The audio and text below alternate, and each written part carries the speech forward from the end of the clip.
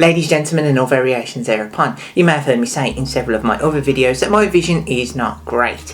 I have a condition called Keratoconus, where the surface of my cornea is warped. So, my vision degraded throughout my late teenage years and in my 20s, and the vision in this eye is almost completely gone. It's a complete blur. And this eye is slightly blurry, but not too bad. These glasses actually don't help at all. They're just to block out blue light and relieve the eye strain on my right eye, and there are no glasses that can help. There are some contact lenses that can sort of help, but they tend to be expensive and there's no real cure for it, except I do have a way to technically cure my vision. You see, the reason my eyesight is bad is because, as I said, the surface of my cornea is warped. It bulges out in some parts and warps in others. It's not an even surface. The result being, as light hits it, it scatters. So I don't get a clear image formed on the back of my eye. Instead, what I get is a big blur of light. And there's a basic principle in optometry that light basically will follow a straight line. So light coming in one direction will hit the lens and go in a very predictable path based on the shape of the lens. If it doesn't hit a lens, it will just carry on going straight. Using this, I can actually cure my vision, and I've done it already once before. I created this eye patch. Now you may be asking, how do I cure my vision whilst covering my eye? You see, this eye patch actually has a small hole in the front. The idea being that as light comes through, it hits one small area of my eye, and all the light travels in one single direction, despite the fact that my cornea is warped. So it forms one image on the back of my eye, essentially curing me. The only problem is it'll only work in very bright light, because obviously I'm obscuring a lot of the light. I only get one very small patch come through. Because I made this around about the time that Thor Ragnarok came out, you can see how long ago this was made, is that I've done it without any straps or anything, so it just sticks over my eye and then I can see perfectly fine through it, except I can't actually see through it very well. The hole on these points downward. The reason being is that I created this so that I could read, and if I'm reading a book or something, I don't like to look directly out in front of me. I like to look down slightly, my eyes cast downwards. So if I have a book in front of me, I don't look directly over it. I look slightly forward and have my eyes cast down so I can read the pages. Anything is, if I'm not reading and I'm doing some fine detail work or something, I'm normally with my head very close to it, and having a hole that casts my eye down becomes very difficult, because I've got to sort of look like this, slightly down a little and not quite looking at the thing. So what I want to do is create another eye patch, a newer eye patch that has a hole looking directly forward that I can use for detailed work. So if I'm doing soldering or something like that, I can put the eye patch on, have a look at what I'm doing, and not have to worry about the fact that everything is blurred on the one side and I can only actually see slightly out of the one eye. So let's jump in and I'll show you how you can create one of these eye patches yourself. Even if you don't have the same medical condition I do, you can still create yourself one and look a little bit like Odin with a strapless eye patch over your eye. So as this section is going to be using tinfoil, and that's going to sound god awful on the recording, I'm doing this part in voiceover. Basically what you need to do, and what I'm doing here, is taking a section of tinfoil, a sizable piece, folding it up and pressing it against the side of your face. You want to make sure you're covering your eye, your brow bone, the top of your cheek and the bridge of your nose, basically the areas which the eye patch is going to cover. Then once it's the right size, you gently press in order to make the tinfoil form to the shape of your face. This is then going to create the 3D shape from which we shall make the pattern. Now, as I probably just said, I've moulded this to the shape of my eye, and what I'm going to do now is push it back slightly, because I want to leave some space for my eyelashes, because the problem with this one is I fit this really closely to my eye, and so my eyelashes tend to rub across the inside, which is a bit irritating. So what I'm going to do is just with my thumbs press very slightly on the side that's going to have my eyeball, just to give that a little bit of extra space, and then test it against my face to make sure I've not pushed it too far out of place, which I did at the very edges. So we just press the edges back in, blink a few times to make sure my eyelashes are not rubbing against it, and there we are. So that's the shape that I want. The next step is going to be to take some tape. I've just got ordinary masking tape here, and I'm going to use this to cover the front and back of this, being very careful not to deform the shape of it. And the reason we're covering it with tape, and you can use any type of tape, is that This will prevent it from deforming as we're working with it. And the reason we want to maintain the surface relative to that 3D shape will become apparent in just a moment.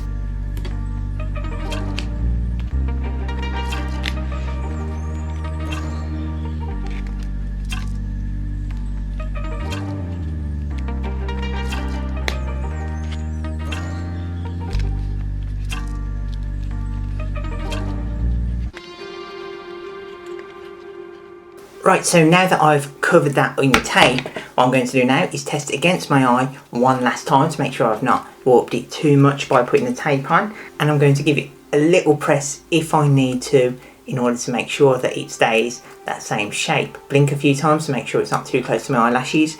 And it's just about scraping my eyelashes, which means that the thickness of the duct tape, masking tape is right up against my eyelashes. So I did just about get it just right previously. Now the next thing I'm going to do is cut this. We're going to create some slits in the side, and basically what we're doing is we're creating darts in it. And darts are what you need in order to create a three-dimensional shape out of two-dimensional shapes. So in clothing you have a two-dimensional piece of cloth, you put some darts in there in order to fit over the curves of the body. Same with this. We're going to need to have some darts in it in order to create that three-dimensional curve. So around the edges where the majority of the bend is, but staying away from the centre, I'm going to put some cuts in the side, and because I've covered this in masking tape, it should maintain its geometry as I do this. So there's plenty of cuts around the outside there. I've done more than I probably need, but I wanted to make sure that I get it just right. Now, if I push it flat, what will happen is where I've cut those slits, it'll open out a little. So now that we've got a nice flat piece, this is actually going to be my draft pattern piece. So I'm going to place this onto a sheet of foam. This foam, I don't even know what foam this is because I brought it so long ago. It's very thin, just craft foam it came as. You could use leather or something, but leather's a bit heavier than this is. This is very light, and I want something light that can go against my head because I'm not going to have a strap on it.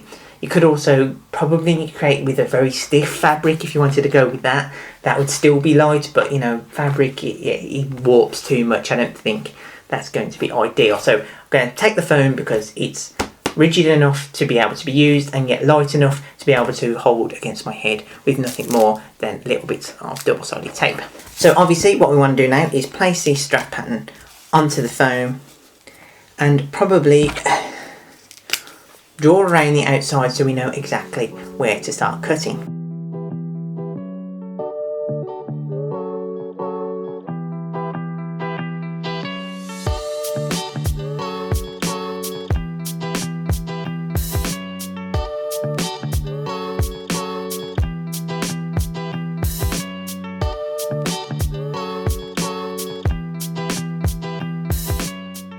And so after a little bit more finessing and trimming away the edges where I didn't actually need it, it was a little bit larger than I needed, I think I've got something that I'm happy with. With these you can see exactly why we made these little cuts on the outside. With those cuts on the outside, if I start pushing them together, you'll see that the foam will then want to warp back into that curved shape.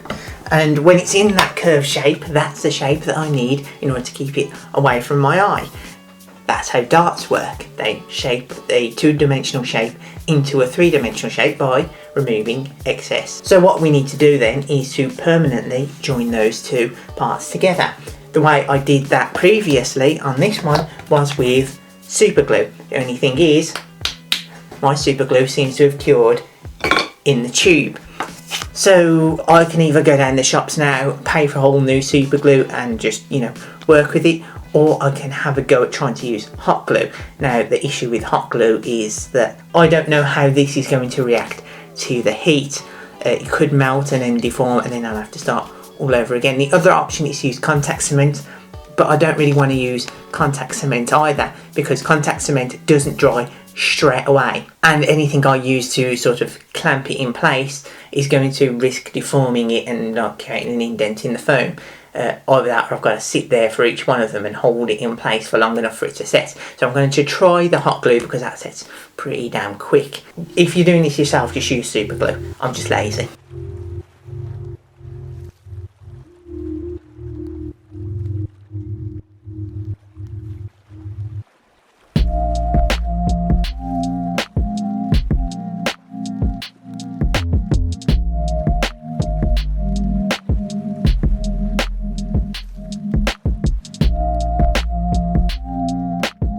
Okay, I trimmed another little bit of excess down the bottom because I wasn't quite happy with the size of it, but the shape is essentially the same. I've just trimmed a little bit from the bottom there, so it will fit exactly over my eye. So I need to now make a note of exactly where I want it, so it fits right, so that's at the corner of the bridge of my nose there, and then if I angle it so that this outside bit here is in line with the corner of my eye. Okay, so it sort of holds there even without the tape at the back. And the reason that I'm trying to get it so precise is that now I need to decide exactly where the hole is going to be for me to look through. And I'm going to need, of course, then the eye patch to be in exactly the same position, so the hole is in the same position. For this, you'll see that the hole is actually going to sit fairly high up on the eye. There's the bottom of the eye patch down there, that's fairly close to the top. On the other one, which actually looks down, you'll see the hole looks to be almost in the centre, and that's because the eye patch is larger than the eye and sits lower down on the cheek. So bear in mind that if you're making an eye patch, don't just stick the hole directly in the middle, make sure you know exactly where it's going to be. I didn't have an awl when I made that one. I had to use something sharp and just gradually sort of poke the hole in. Now I do have an awl, so I'm going to stab the awl through, but from the back, so that as I'm poking through, I'm poking into the mound, so coming from underneath, so that I don't bend the surface too much. And I'm going to make a very small hole to begin with. The size of the hole, absolutely no idea. The way that I work it out is trial and error. So I poke a small hole in there, place it up against my face in the same position, and see how well I can see through. Actually, let's go get a book or something.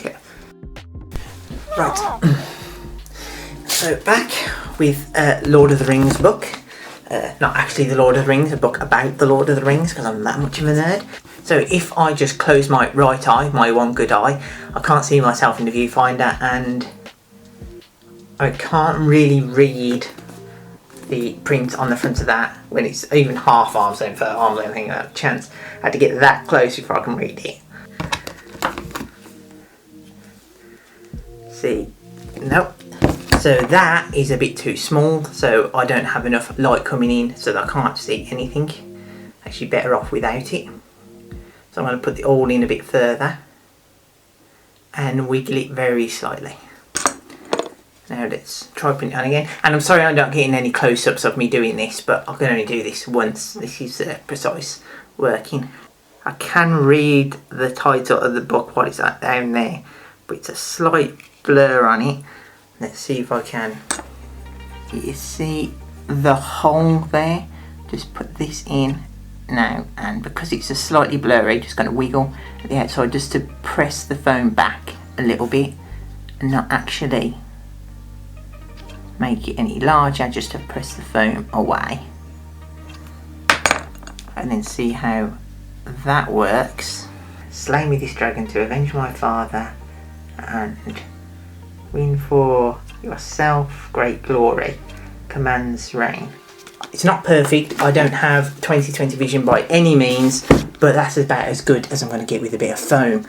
Considering that the condition is actually incurable, the only way to get anything like normal vision would be to, you know, have a corneal transplant, so I'm essentially getting a whole new surface for my eye. This is as close as I'm going to get for relatively cheap. This is, you know, what's the cost of doing this? It's a couple of pence. So the last thing that I need to do now is to make sure that this maintains its shape.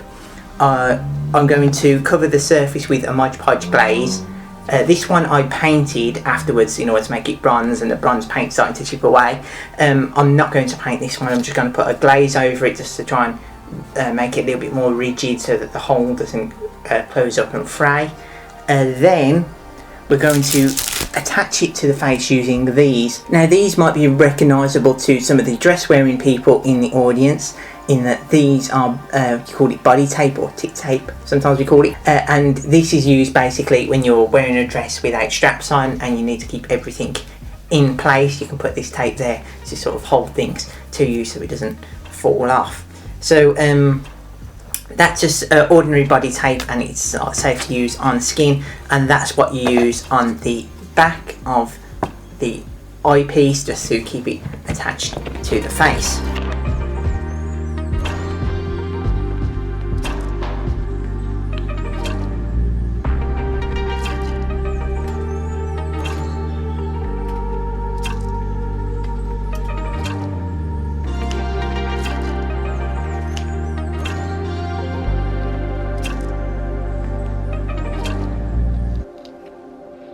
I once was in the lost and found, was blind but found my keys. And so that's how the eye patch looks once I've put it on with the sticky back to it. So as you can see, there's no need for straps or anything, it just sits on my face, which is ideal for if I'm doing detailed work for a long period of time, because I don't want any straps like digging into the side of my face. You just have that there and I can just forget about it. And it's just large enough on the inside that my eyelashes don't block my vision by getting caught on the actual eye patch. If I close my eye, I actually can see myself in the viewfinder, which is great. Now obviously this isn't a perfect improvement to my vision. I'm never going to have perfect 20/20 vision, especially not from something like this. This is a very cheap fix to something that is actually incurable, and this, even though it's not a massive improvement to my vision, is still a great improvement. I couldn't see basically anything without this eye patch from this eye, which has some drawbacks when you're doing things that require depth perception. So with just this small addition, I actually do have depth perception. So if I'm doing soldering or threading a needle, or if I were to drive even, I don't drive, but if I were to drive, then having that depth perception, being able to see out that eye, is a massive improvement. Now obviously, because this only has a very tiny hole in it, it does mean that I do need a lot of light in the area in order to be able to see an image through it. If it was slightly darker in here, if I didn't have all my studio lights on, then the chances are I wouldn't be able to see much out of there. I need bright lights around me. But the idea is I've made this so I can be doing detailed work, doing soldering, doing things with a Dremel or something like that, something where I need to be able to see in close and fine. And if I'm going to be doing that, then I'm going to be having my work lights down and around and pointing at what I'm working on, aren't I? So I've got lights in the area that are going to brighten up what I'm looking on, so this is going to work perfectly fine. So if you enjoyed that, then be sure to click this video up here, because that's been picked out by the algorithm just for you. And if you click this little cartoon head down here, then you can subscribe to the channel, and I put out videos every week, so you can keep caught up on my new videos. Yeah, you know the drill, it's YouTube.